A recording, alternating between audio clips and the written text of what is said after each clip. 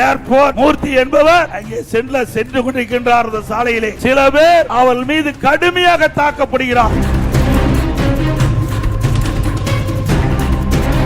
அங்கே காவல் அதிகாரிகள் இருக்கின்றார்கள், வேடிக்கை பார்த்துக் கொண்டிருக்கின்றார்கள். சட்ட ஒழுங்கு அடியோடு தமிழகத்திலே சீர்குலைந்து விட்டது.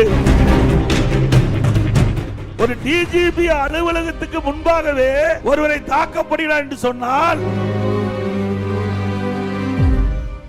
இன்றைக்கு நாட்டில் நிலவுகின்ற பிரச்சனை சட்ட ஒழுங்கு அடியோடு தமிழகத்திலே சீர்குலைந்து விட்டது. உதாரணத்திற்கு நீங்க எல்லாம் தொலைக்காட்சியில் பார்த்திருப்பீங்க. சட்ட ஒழுங்கு டிஜிபி அலுவலகம் சென்னையில் மெரினா கடற்கரைக்கு முன்பு காமராஜர் சாலைக்கு முன்பு டிஜிபி அலுவலகம் இருக்குது. அதுல ஏர்போர்ட் மூர்த்தி என்பவர் அங்கே சென்று கொண்டிருக்கின்றார். அந்த சாலையிலே சில பேர் அவள் மீது கடுமையாக தாக்கப்படுகிறார்.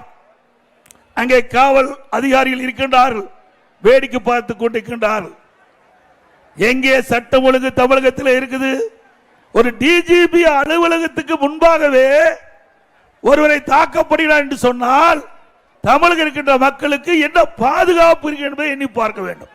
அது சட்ட ஒழுங்கு டிஜிபி சென்னை தலைநகரம்.